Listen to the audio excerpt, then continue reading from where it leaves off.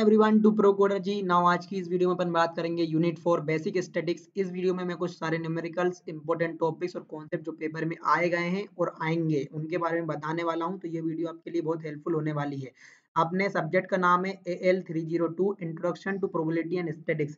तो वीडियो का टाइटल की अपन बात करें तो वीडियो का टाइटल होता है बेसिक स्टैटिक्स, ठीक है। अब बात करते हैं अपन कंटेंट्स की। इस वीडियो में आपको क्या क्या मिलने वाला है। आपको rank correlation, movement, sequences and quadratics, measure of central tendency, binomial and Poisson. So इसी वीडियो में अपन जो मैंने एक पैटर्न रखा है, इसी पैटर्न में अपन सवाल को सॉल्व करेंगे और इसी वीडियो में अपन इसी पैटर्न में अपन वीडियो को आगे बढ़ाएंगे। तो जो वीडियो इसलिए इंपॉर्टेंट है क्योंकि इस यूनिट से क्वेश्चंस पूछे जाते हैं। क्वेश्चंस जो पूछे गए हैं वो आपकी स्क्रीन पे हैं, आप देख सकते हैं। कई सारे क्वेश्चंस पूछे गए हैं यूनिट 4 से। अब बात आता हूं मैं क्या कि यूनिट में क्या क्या चीजें पढ़नी है अपन को। Measure of central tendency, movements, expenses and kurtosis, probability distribution, binomial, Poisson and normal and rank correlation. So अपन स्टार्ट करते हैं। सबसे पहले अंडरस्टैंडिंग करते हैं रैंक कोरिलेशन होता क्या है। यदि डेफिनेशन की बात करें, rank correlation is a statical measure that assesses the relationship between ranking और order of two variable. Definition कुछ समझ में आया नहीं होगा तो डेफिनेशन ना समझते हुए इसको सिर्फ रट लेना या याद कर लेना। अब बात करते हैं फॉर्मूले की। फॉर्मूला क्या होने वाला है, R is equal to 1 minus 6 summation d square upon n bracket n square minus 1। So n क्या है यहाँ पे, एन है नंबर ऑफ ऑब्जर्वेशन। डी का फॉर्मूला क्या है, R1 माइनस R2। इसको अपन बोल सकते हैं capital small x minus small y भी। क्यों बोल सकते हैं, अब समझाता हूँ एक न्यूमेरिकल प्रॉब्लम की मदद से। देखो सवाल आया था कहाँ पे, आरजीपीवी जून 2023 में। क्या करो, find the rank correlation coefficient of the following data. तो अपन को डाटा दिया गया था कैपिटल एक्स कैपिटल वाई। यहाँ पे देखो अब रैंक का कॉन्सेप्ट क्या है मैं आपको बताता हूँ। यहाँ पे एक्स दिया है, अपन को टेबल बनानी पड़ेगी। पेपर में ऐसा ही लिख के आना, बकायदा टेबल बना के एक कैपिटल एक्स की वैल्यू लिखी, कैपिटल वाई की वैल्यू लिखी, ठीक है। कैपिटल एक्स कैपिटल वाई की वैल्यू देखो 65, 63, 67 जो भी दिया था अपन ने सब कुछ लिखा। अब रैंक कैसे देंगे, रैंक वन, यहाँ पे रैंक वन किसको मिला है, एक्स के वेरिएबल में किसको मिला है, 71 को मिला है। क्यों 71 को मिला है, क्योंकि इस वाली एक्स की सीरीज में 71 ही सबसे बड़ा है। लोग रैंक टू किसको देंगे, जो 72 से छोटा होगा। 72 से छोटा क्या है, 70, रैंक टू उसको दे दिया। 72 से और छोटा क्या है, 72 से छोटा है 3, किसको मिला, 69 को मिला। तो इस तरह से अपन सबको रैंक दे देंगे। आखिर में सबसे छोटा होगा उसको रैंक मिलेगी 10। सबसे छोटा क्या है, यहाँ पे है 10, तो इसको मिलेगी 10। सेम चीज करेंगे अपन y में, y के रैंक देंगे अपन, ठीक है। अब जो अपना x निकला है और y निकला है, ठीक है, तो इस x और y को मैं क्या बोल सकता हूँ, x को बोल सकता हूँ मैं R1 और y को बोल सकता हूँ मैं R2। तो फॉर्मूला सेम टू सेम है। यहाँ पे x को R1 डिनोट कर देते हैं और यहाँ पे y को R2 डिनोट कर देते हैं। d का मतलब क्या था, d का फॉर्मूला था x R1 माइनस R2। तो यहाँ पे x1 minus x minus y कर देंगे, ठीक है। तो अब x माइनस वाई करेंगे तो सबसे पहले 7 माइनस 4 कितना हो जाएगा 3, 9 माइनस 6 कितना हो जाएगा 3, 5 माइनस 4 कितना हो जाएगा 1। इसी तरह से इन सबको सोल्व करेंगे। अब अपना फॉर्मूला क्या था, फॉर्मूला मैंने बताया आपको क्या था, r is equal to 1 minus 6 summation d square n bracket n square minus 1। तो फॉर्मूले में चाहिए अपन को डी का स्क्वायर। तो डी क्या निकला अपना, ये निकला। अपन इन सबका स्क्वायर कर देंगे। 3 का स्क्वायर होता है 9, 3 का स्क्वायर अगेन 9, 1 का स्क्वायर 1, 4 का स्क्वायर 16।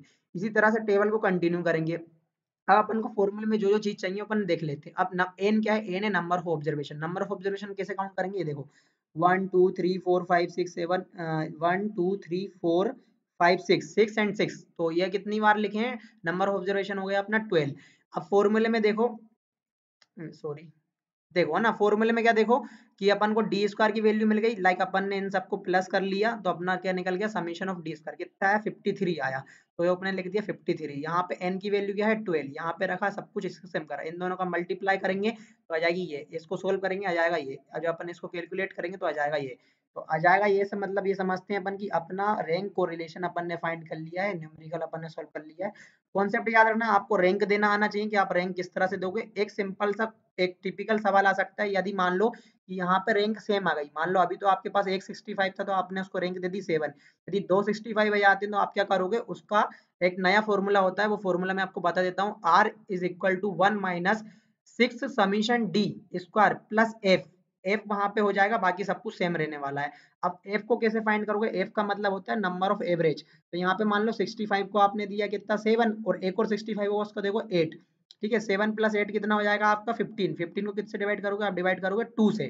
तो जो आपका नंबर ऑफ ऑब्जर्वेशन मिलेगा तो वो आपको निकल जाएगा, ठीक है। वैसे इतना कठिन आएगा नहीं, सिंपली ध्यान रखिए तो आपका रैंक कोरिलेशन होता है कंप्लीट। अब मैं बात करता हूँ किसका, मूवमेंट्स का। मूवमेंट्स का मतलब क्या है, पावर ऑफ डिविएशन, डेविएशन।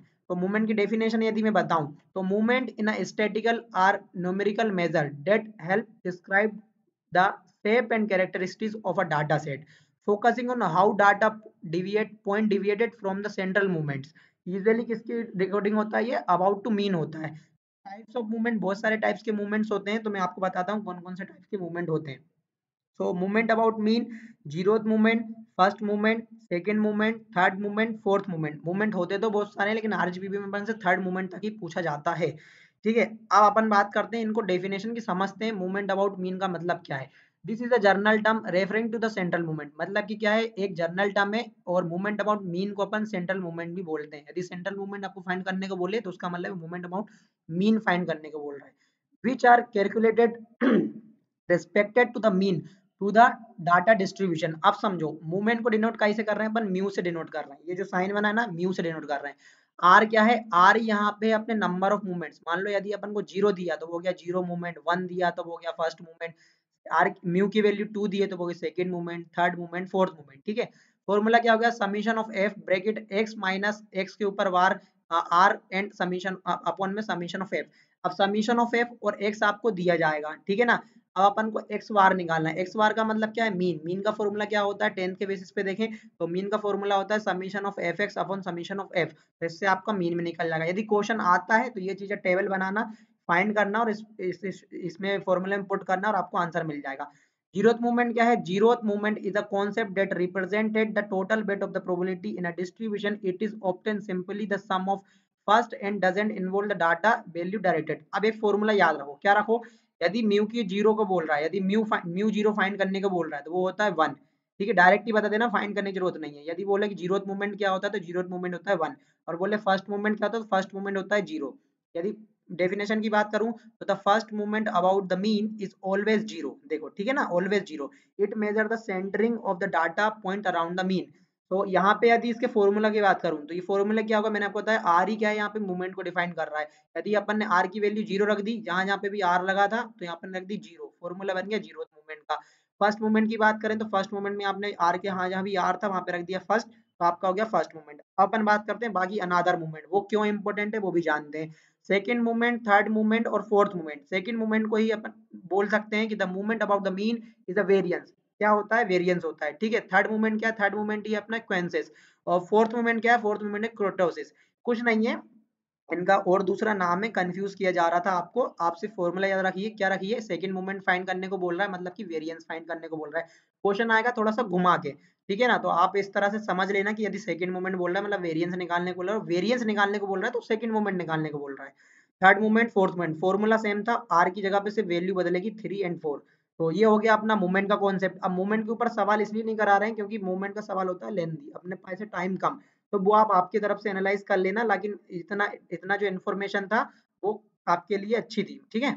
अब मैं आपको बताता हूँ क्या, मेजर ऑफ सेंट्रल टेंडेंसी। तो इसके बेसिस पे एक क्वेश्चन आया था, उस क्वेश्चन को अपन सोल्व भी करेंगे।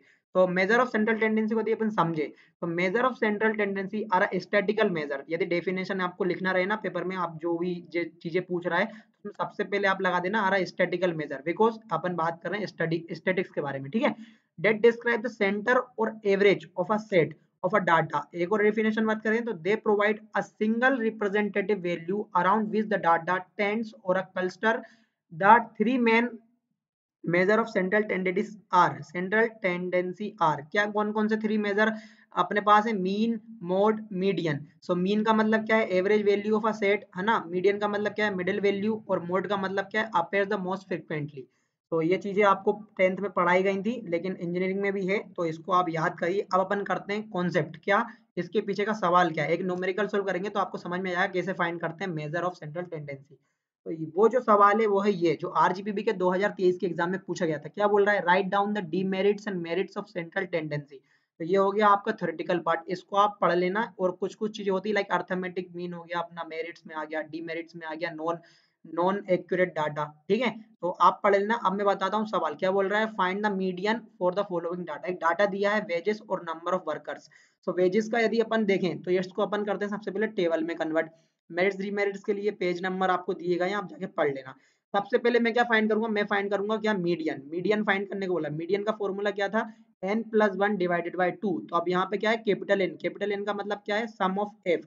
अब सम ऑफ एफ को अपन एक अलग टेबल बनाते हैं, लाइक कैसे बनाते हैं, कैसे फाइंड हुआ, 3 यहाँ पे लिखा जो अपन को नंबर ऑफ पेजेस दिया, 3 + 5 कितना हो गया 8, 8 + 20 कितना हो गया 28, 28 + 10 कितना हो गया 38, 38 + 5 कितना हो गया 43। मतलब इनका जो सम करा अपन ने नंबर ऑफ पेजेस जो अपन को एफ दिया था, तो वो कितना आया 43। तो ए कैपिटल एन क्या हो गया अपना 43। अब देखो फॉर्मूला क्या था मीडियन का, n+1 डिवाइडेड बाय 2। तो यहाँ पे देखो n की वैल्यू दी थी 43, 1 प्लस करा हो गया 44, 44 को 2 से डिवाइड करा तो आ गया 22। अब ये 22 टर्म लाई कहाँ पे कर रहा है, तो ये 22 टर्म लाई का कर रहा है 8 और 28 के बीच में। अब 28 के बीच में देखो 28 2 के टर्म में ग्रुप कौन से लाई कर रहे हैं, 400 एंड 4500 के। अब 4500 के जो ग्रुप लाई कर रहे हैं, तो उसके बीच में जो मीडियन क्लास है वो क्या है 400। अब देखो क्या क्या चीजें अपन को मिल चुकी हैं, एल क्या हो गया अपना लोअर क्लास होगी, लोअर क्लास क्या है अपनी 4000। यहाँ पे एन कितना है अपना, कैपिटल एन है अपना 43। ठीक है, अपना कैपिटल एफ, कैपिटल एफ मतलब कि सबसे पहली फ्रीक्वेंसी और देन फिर सबसे छोटी फ्रीक्वेंसी। ठीक है, तो यहाँ पे एफ हो गया अपना, कैपिटल एफ हो गया 8, और देन यहाँ पे एक 400 में अपने फर्स्ट कैपिटल एफ क्या हो गया 8, और स्मॉल एफ क्या हो गया इस 400 में लाई कर रहा है क्या 20, तो स्मॉल एफ हो गया 20। आई का मतलब क्या है, इनके बीच का डिफरेंस, डिफरेंस कितना है 1000। यदि हम मीडियन के अपन सोल्व करें निकालने को, तो मीडियन का फॉर्मूला आता है L plus N divided by 2 minus capital F upon small f into I. L की वैल्यू कितनी अपने पास थी 4000, अपन ने रख दी 4000। एन की वैल्यू कितनी थी 43, यहाँ पे अपन ने जो फाइंड करा, ठीक है 43 डिवाइडेड बाय 2 माइनस 8, 8 यहाँ पे क्या है कैपिटल एफ, कैपिटल एफ की वैल्यू कितनी निकली 8, 8 अपॉन में क्या आ गया स्मॉल एफ कितना था 20, मल्टीप्लाई कर दिया कैसे 1000 से, 1000 मतलब कि आई। तो ये वैल्यू अपन ने रखी। अब देखो सिंपल सा टर्म था 4000 ऐसे की ऐसे आ जाएगा, इनको सोल्व करेंगे तो ये आ जाएगा। इन सबको सोल्व करने के बाद, कैलकुलेशन करने के बाद अपने पास आंसर आ जाएगा। और इसी तरह से अपन सेंट्रल टेंडेंसी को मेजर करते हैं। बहुत ही सिंपल था, यदि नहीं समझ में आया होगा तो आप एक काम करिएगा, जो हमारे डिस्क्रिप्शन में हमने हमारे टेलीग्राम चैनल और व्हाट्सएप चैनल की लिंक दी है, उसको तो आप सब्सक्राइब कर ही लेना और हमको ज्वाइन कर लेना। इसके साथ साथ हम इसको पीडीएफ भी दे रहे हैं, जो स्लाइड में आपको प्रोवाइड कर रहा हूँ इसकी पीडीएफ दूंगा, उसको 2 से 3 बार देखना, आपको क्या लॉजिक है समझ में आने वाला है। अब अपन बात करते हैं किसके बारे में, बाइनोमियल डिस्ट्रीब्यूशन। ये तो देखो सबसे पहले पार्ट का ये पार्ट है रैंडम वेरिएबल का। रैंडम वेरिएबल अपन ने पार्ट करा गया में दो टाइप में डिवाइड कर दिया। कौन कौन से हो गए अपने, continuous random variable, discrete random variable. तो ये डिस्क्रीट रैंडम वेरिएबल का पार्ट है, तो सबसे पहले आप लिख देना binomial distribution is a part of discrete random variable. Definition की बात करें तो यदि ये बताऊं कि a probability distribution describe the number of success in a fixed number of a independent and independently distributed binary trials each with a constant probability of a success. So definition तो आप खुद से भी लिख सकते हो, आपको इसकी प्रॉपर्टीज पता है, लाइक बाइनोमियल डिस्ट्रीब्यूशन की प्रॉपर्टीज क्या हो गया है, कुछ कुछ मैं आपको बताता हूँ क्या क्या होती है। देखो इस इमेज के थ्रू यदि मैं आपको बताऊं तो बाइनोमियल डिस्ट्रीब्यूशन क्या हो गया, पार्ट ऑफ रैंडम वेरिएबल हो गया, डिस्क्रीट रैंडम वेरिएबल। प्रॉपर्टीज क्या क्या होगी, इसमें जो सेट होगा वो होगा फाइनाइट। यदि एग्जांपल की बात करें तो क्या होगा, काउंटेबल होगा। एक और एग्जांपल दूं तो क्या होगा, example students in a class. और एक और बेस्ट एग्जांपल दूं तो subscribers of a pro coder ji. सारी चीजें काउंटेबल है, ठीक है ना। तो काउंटेबल चीजें काय में आती है अपने discrete random variable, discrete random variable में। अब बाइनोमियल डिस्ट्रीब्यूशन हम कब सोल्व करेंगे, जब अपना n की वैल्यू छोटी रहेगी। तो अब समझो फॉर्मूला क्या होता है। फॉर्मूले की बात करूं तो P R is equal to N C R P R Q N minus R. अब यहाँ पे p क्या है, p है प्रोबेबिलिटी ऑफ सक्सेस, q क्या है प्रोबेबिलिटी ऑफ फेलियर, एन क्या है नंबर ऑफ रिपीटेड ट्रायल्स। अब यहाँ पे सम अपन ने पढ़ा था, sum of all probability is equal to 1। तो अपन ने फॉर्मूला पढ़ा था probability of occurring event plus probability of not occurring event is equal to 1। तो ऑक्यूरिंग इवेंट यहाँ पे हो गया सक्सेस, नॉट ऑक्यूरिंग इवेंट यहाँ पे हो फेलियर। तो p plus q is equal to कितना हो गया 1। इंपॉर्टेंट पॉइंट है। अब इसमें अपन करेंगे इसके न्यूमेरिकल सोल्व, तो कुछ फॉर्मूले से अपन को याद होना चाहिए। वो फॉर्मूले क्या है, NC0 यदि पूछे तो वो होता है 1, NC1 होता है n, NCn होता है अपना 1।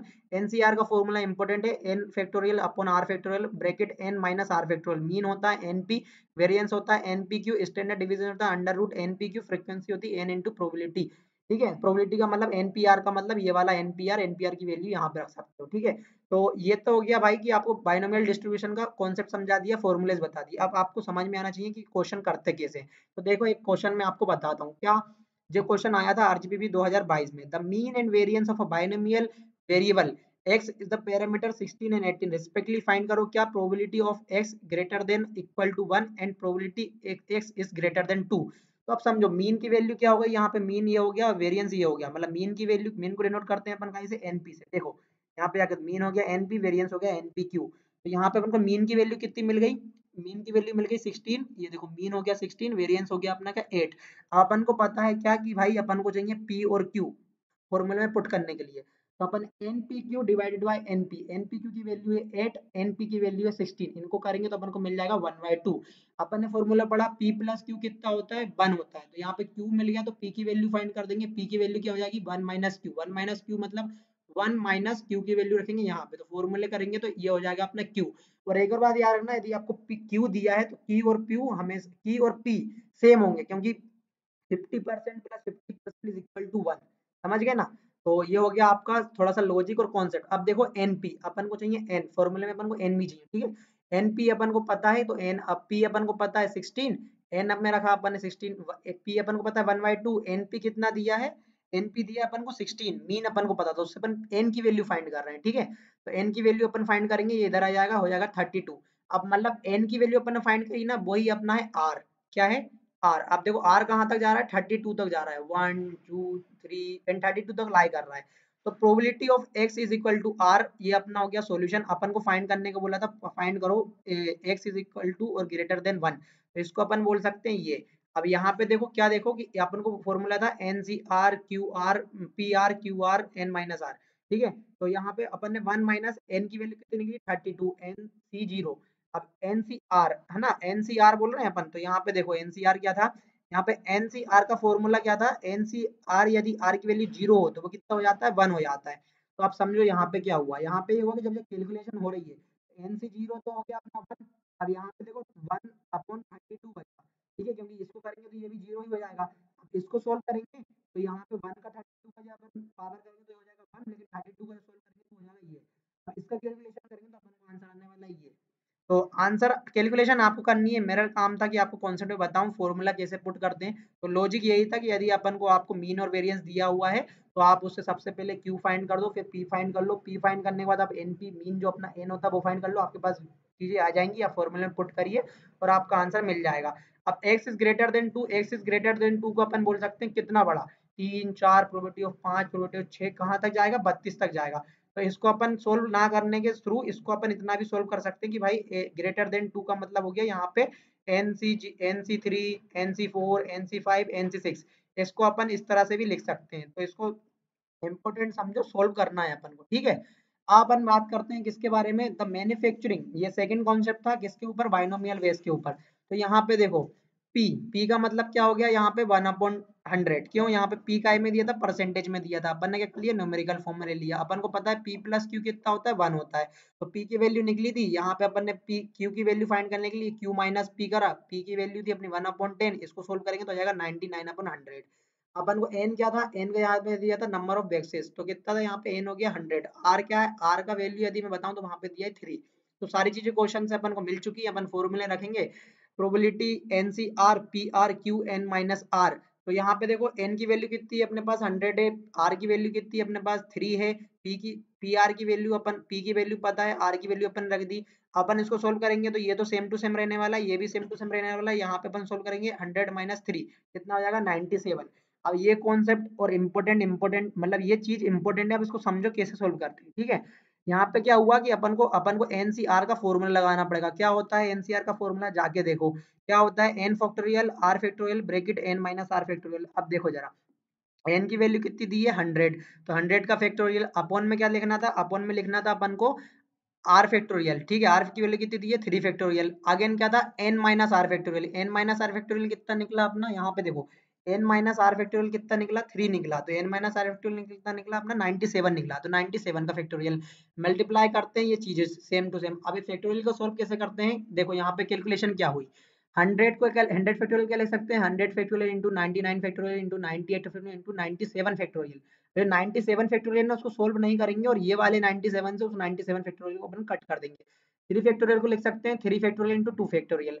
अब ये जो कैलकुलेशन अपन कर रहे हैं इसको सोल्व करने के बाद अपने को मिलने वाला ये, और इन सबको सोल्व करने के बाद मिलेगा ये। कैलकुलेशन आप कैलकुलेटर से कर सकते हो, कैलसी लेके जाना अनिवार्य है, आप कैलकुलेटर लेके पेपर में जा सकते हो, ठीक है। यदि अभी भी समझ में नहीं आ रहा है तो मैं आपसे रिक्वेस्ट कर रहा हूँ, आप कमेंट करिए, मैं आपके लिए हाजिर हूँ, आपको हेल्प करूंगा, पर्सनली हेल्प कर लूंगा, कॉल कर लेना, व्हाट्सएप पे पूछ लेना, टेलीग्राम पे पूछ लेना। We are here to help you brother, please focus on study, because यदि अभी आपने फोकस कर लिया तो डबल से पेपर नहीं देना पड़ेगा, वरना बैक लगेंगे। और ये सब्जेक्ट थोड़ा सा टिपिकल है, डिफिकल्ट नहीं है, टिपिकल है, इसमें आप थोड़ा सा ध्यान लगाओगे तो चीजें आपको समझ में आ जाएंगी। और इस वीडियो को अपलोड करने के साथ साथ मैं ये बोल रहा हूँ कि जो सेकंड वीडियो आने वाली है उसको जरूर देखना, क्योंकि जो सेकंड वीडियो में हम टॉपिक बताएंगे उनके बिना पेपर ही नहीं बनता है। हमने खूब एनालाइज किया है डाटा, आपको चीजें करेक्ट मिलने वाली हैं, सही साइड मिलने वाली है, ठीक है। अब अपन बात करते हैं पॉइजन्स, अपना लास्ट टॉपिक। जो बातें मैंने आपको बताई थी कि भाई अपन इस वीडियो में रैंक कोरिलेशन का सवाल करेंगे, पॉइजन्स का सवाल करेंगे, 2 सवाल करवा दिए, सेंट्रल टेंडेंसी का 1 सवाल करवा दिया, पॉइजन का कॉन्सेप्ट बताऊंगा क्योंकि इसमें एक्सपोनेंशियल है, वीडियो ज्यादा लंबी भी नहीं करनी है, ठीक है।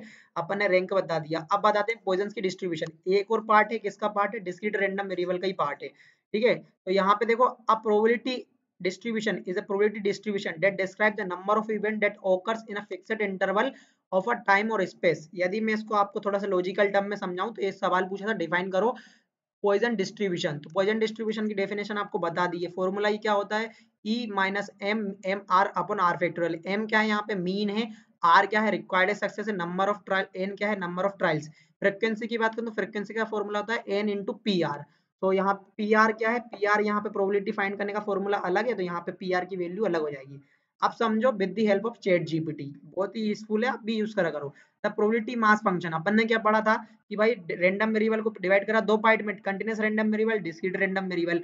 तो इन दोनों के अंदर अपन क्या पढ़ते थे, कंटीन्यूअस रैंडम वेरिएबल के अपन पढ़ते थे प्रोबेबिलिटी डेंसिटी फंक्शन, और डिस्क्रीट के अंदर पढ़ते थे प्रोबेबिलिटी मास फंक्शन। तो इसका प्रोबेबिलिटी मास फंक्शन क्या होता है, ये इसने क्या करा, यहाँ पे जो अपना फॉर्मूला अपन ने लगाया ना, इसको तूने स्टैंडर्ड फॉर्म में दिया है, तो कंफ्यूज मत होना। यहाँ पे क्या है, प्रोबेबिलिटी ऑब्जर्वेशन के इवेंट है, लेमडा क्या है, द एवरेज रेट ऑफ पर इंटरवल, इवेंट्स पर इंटरवल, एक्सपोनेंशियल की यहाँ पे वैल्यू यहाँ पे दी गई है, के क्या है, फैक्टोरियल। यहाँ पे देखो के फैक्टोरियल है, अपने अपने वाले में क्या है, आर फैक्टोरियल है। तो कंफ्यूज मत होना, फॉर्मूला याद कर लेना और क्वेश्चंस लगा लेना। इसमें एक और पूछा था, ऑब्टेन करो मीन और वेरिएंस। तो इस क्वेश्चन को बहुत ही आसानी से सोल्व कर लेते हैं, क्योंकि पॉइजन्स के अंदर क्या होता है, मीन को डिनोट करते हैं अपन म्यू से, वेरिएंस को डिनोट करते हैं अपन सिग्मा स्क्वायर से।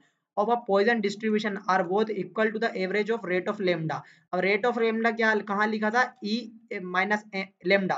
तो ई माइनस लेमडा अपन ने फॉर्मूले में क्या लिखा है, ई माइनस एम। तो यहाँ पे क्या बोल रहा है, यहाँ पे देखो lambda is equal to mu, lambda is equal to sigma का स्क्वायर। तो यहाँ पे जो लेमडा है ना, वही अपना क्या है, मीन है, ठीक है। तो मीन और वेरिएंस क्या हो गया, सेम हो गए। क्वेश्चन में देखो क्या हो गया, the mean and the variance of a Poisson distribution are both equal. So इसी तरह से तुमने मीन भी फाइंड कर लिया, वेरिएंस भी फाइंड कर लिया, लॉजिकल आंसर भी दे दिया।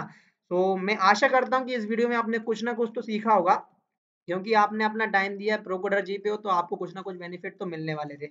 और आपको यदि अभी भी डाउट है तो आप कमेंट कर सकते हैं, मैं आपको बता सकता हूँ। हमारे टेलीग्राम चैनल को लाइक करें, और हाँ भाई, वीडियो को बनाने में बहुत मेहनत लग रही है, तो चैनल को सब्सक्राइब करें, इस वीडियो को शेयर करें, क्योंकि वेन यू हेल्प समवन तो nature automatically help to you. ये कोट को थोड़ा ध्यान में रखो कि आप किसी की हेल्प करते हो तो आपको भी हेल्प मिलती है। तो थैंक यू गाइस, आप आशा करता हूँ कि वीडियो सच में अच्छी बनी होगी, बिकॉज मुझे ही अच्छा लग रहा है कि मैंने पढ़ लिया है और आपको पढ़ा दिया है। थैंक यू गाइस, मिलते हैं नेक्स्ट वीडियो में। और नेक्स्ट वीडियो को देखना जरूर, क्योंकि उससे आपको परमानेंटली, उसके बिना तो क्वेश्चन पेपर ही नहीं बनेगा जो हम टॉपिक बताएंगे, ठीक है ना। तो thank you guys for continue this video at the last with me. Thank you so much friends.